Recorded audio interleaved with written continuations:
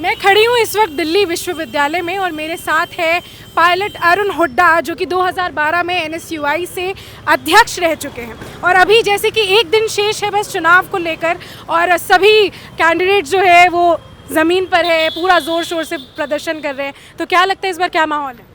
देखिए, बहुत अच्छा माहौल है। जो ज़्यादा मेहनत करेगा, जो ज़्यादा छात्रों के बीच में रहा होगा, वो जीतेगा। जो डूसू यूनियन जो होती है, वो प्रशासन और छात्रों के बीच में एक पिलर, एक कोऑर्डिनेशन का काम करते हैं।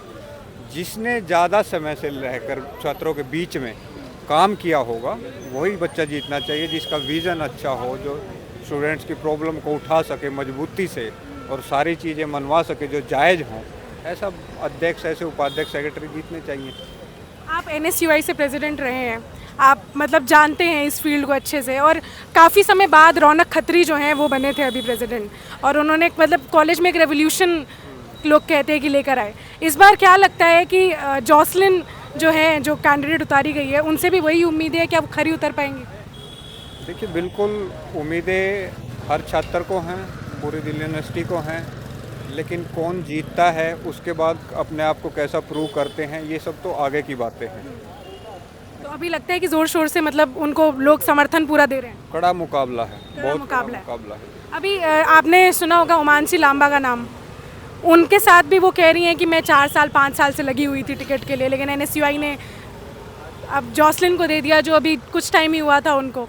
तो ये इस मामले पे क्या कहेंगे? देखिए, उमांशी भी अपनी बातें उठा रही हैं, और एनएसयूआई वाले भी हैं, वीपी वाले भी हैं, आयसा वाले भी हैं, तमाम छात्र संगठन अपनी अपनी बातें लड़ रहे हैं।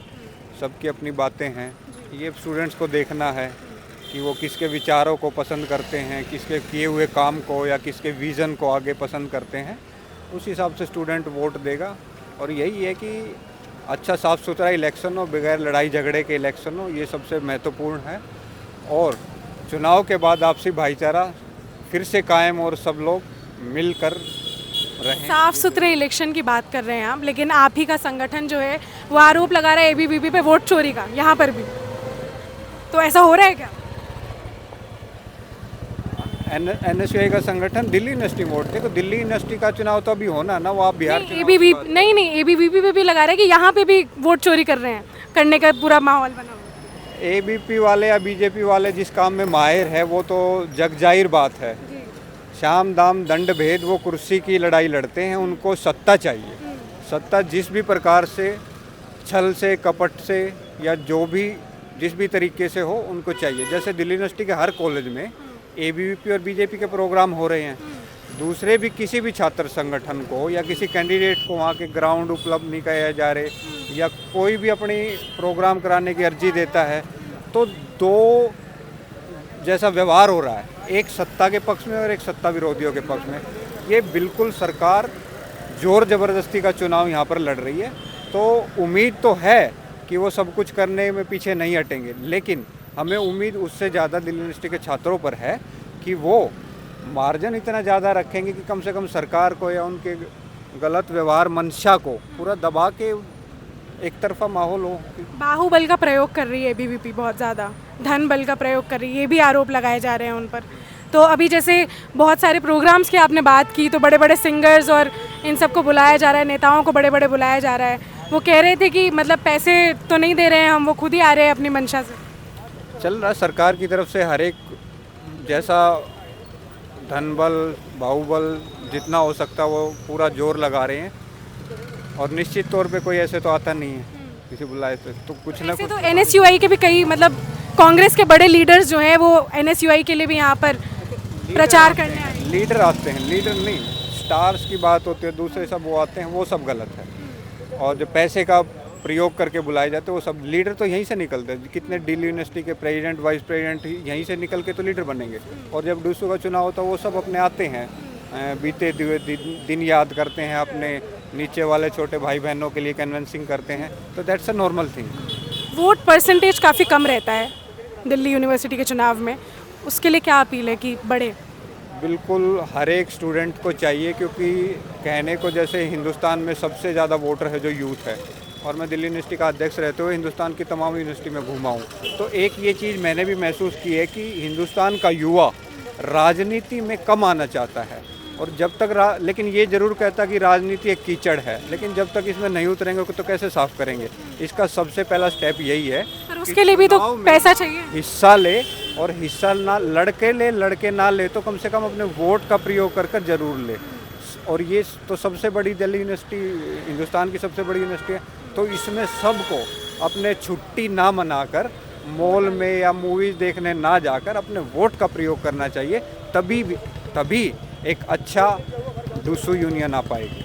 तो ये थे पायलट अरुण हुड्डा, जो 2012 में NSUI से अध्यक्ष रह चुके हैं, और उन्होंने लोगों से अपील की है कि वोट डालने ज़रूर आइए, छुट्टी मत मनाइए, क्योंकि आप ही हैं जो भविष्य तय कर सकते हैं अगले 1 साल का, कि क्या क्या परिवर्तन जो आपके लिए, स्टूडेंट्स के लिए होने चाहिए, वो कौन करता है, किसके हाथ में आप चाबी देते हैं।